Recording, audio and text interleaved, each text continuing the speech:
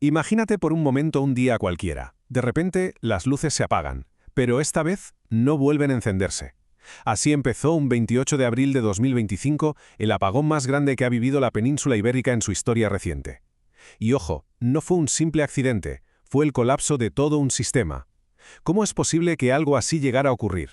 Pues la respuesta, o al menos parte de ella, está escondida en los informes de una investigación oficial que vamos a desgranar hoy. La mayor crisis eléctrica de nuestro país en este siglo. Estas palabras no son de un titular de periódico, no, son la conclusión directa de la Comisión de Investigación del Senado. O sea, que desde el minuto uno los expertos sabían que esto no era un incidente más, sino un evento que iba a marcar un antes y un después.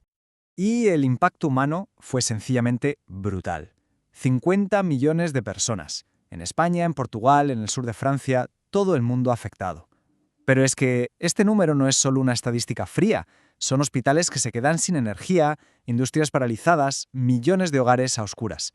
La vida, tal y como la conocíamos, se paró en seco.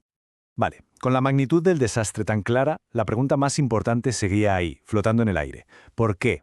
¿Qué demonios pasó? La investigación oficial del Senado se convirtió entonces en la pieza clave para empezar a buscar respuestas, para encontrar las grietas en un sistema que, hasta ese día, muchos creían que era infalible. El colapso fue increíblemente rápido. En apenas unos segundos, ¡pum!, la red perdió el 60% de su potencia. El sistema se desequilibró por completo. De repente se producía muchísima más energía de la que se consumía, y esa sobrecarga brutal provocó una reacción en cadena que lo desconectó absolutamente todo. Fue como un efecto dominó del que la red simplemente no pudo escapar. Pero claro, la búsqueda de respuestas se topó muy pronto con un muro. El informe oficial del gobierno tenía páginas clave, como la 124, que estaban completamente tachadas, en negro. El secretismo era tal que un senador acabó lanzando la pregunta que todos estaban haciendo. ¿Qué es lo que ocultan detrás de todas esas tachaduras? Ahí empezó a crecer la sospecha de que no se estaba contando toda la verdad. Y aquí viene la primera gran revelación de la investigación y quizá la más alarmante de todas. El apagón no fue una sorpresa. Durante años, el sistema eléctrico había estado mandando señales de aviso, como un paciente enfermo cuyos síntomas fueron completamente ignorados. Es que no fue un solo aviso, fue un patrón clarísimo y que iba a más. Ya en 2020 había informes técnicos que advertían de una futura inestabilidad. Luego, las desconexiones por sobretensión se multiplicaron año tras año. Y los últimos avisos fueron casi desesperados, incidentes muy graves en las centrales nucleares de Cofrentes y Almaraz que casi provocan apagones a nivel regional.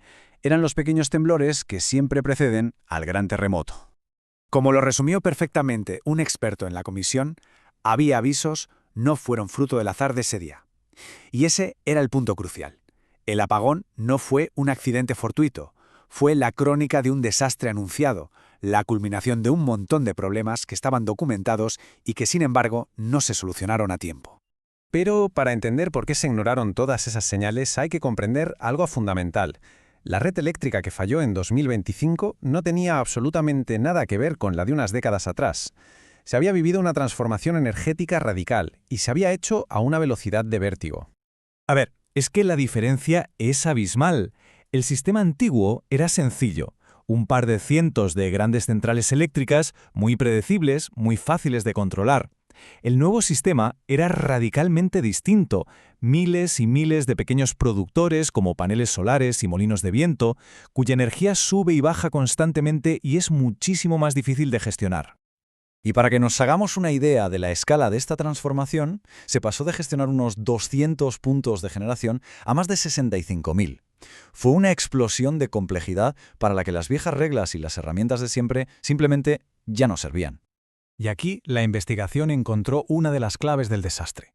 La inversión estaba totalmente desequilibrada. Por cada euro que se destinaba a mejorar y reforzar las autopistas de la red, se estaban invirtiendo 3 euros en añadir más coches, o sea, más generadores de energía. Se estaba construyendo un sistema enorme sobre unos cimientos cada vez más y más débiles. Con todo este contexto, lo que pasó ese 28 de abril empieza a tener mucho más sentido. No fue una única causa, sino la suma de varios factores que, al juntarse, crearon la tormenta perfecta. La investigación los identificó como los principales sospechosos del colapso. Sobre la mesa de los investigadores había 4 sospechosos principales. Primero, una cantidad masiva de energía invisible que nadie estaba controlando. Segundo, una red que estaba operando constantemente al límite, con márgenes de seguridad mínimos. Tercero, la falta de un respaldo de energía estable que pudiera entrar en caso de emergencia. Y por último, el eterno conflicto entre las prioridades políticas y las necesidades puramente técnicas. El primer sospechoso es una cifra que da vértigo, entre 8 y 9 gigavatios. Para ponerlo en perspectiva, eso es más potencia que la de todas las centrales nucleares de España juntas. Y lo más preocupante es que toda esa energía era, en gran medida, invisible para quien tenía que controlar la red. Esta energía invisible venía del autoconsumo, miles y miles de placas solares en los tejados de casas y empresas. Su producción no estaba monitorizada y no se podía controlar de forma centralizada. Esto creaba un gigantesco punto ciego que hacía imposible equilibrar la red con la precisión que se necesitaba. Un experto en el Senado usó una analogía que es muy gráfica. Es más peligroso ir a 120 que a 60. No quiere decir que sea ilegal, pero estás en una zona de peligro. Y esa era exactamente la situación de la red. No estaba haciendo nada ilegal, pero operaba tan al límite, tan al borde, que cualquier pequeño imprevisto podía provocar un accidente fatal. Inevitablemente, este debate técnico se convirtió en una batalla política. Por un lado, un bando acusaba al gobierno de una especie de fundamentalismo medioambiental, de instalar renovables a toda costa sin reforzar la red. Por el otro, se defendía que la transición energética era vital y que este fallo era una elección para mejorar el sistema, no para frenar el progreso. Entonces, ¿cuál fue el veredicto final? Después de analizar todas las posibles causas, la investigación se centró en la pregunta más importante de todas: ¿cómo podemos evitar que algo así vuelva a suceder? La conclusión principal se resumió con otra analogía potentísima. El sistema era como mucha gente tirando monedas al aire. El apagón no fue consecuencia de un único gran error, sino la suma de innumerables pequeños riesgos que se fueron asumiendo durante años. Y ese día, contra toda probabilidad, todas las monedas cayeron de canto a la vez. Por lo tanto, el veredicto fue claro. No hubo un único culpable. No fue una central que falló, ni un operario que se equivocó. Fue un fallo sistémico. El colapso de una red que fue llevada mucho más allá de sus límites, una infraestructura que sencillamente no estaba preparada para la nueva realidad energética.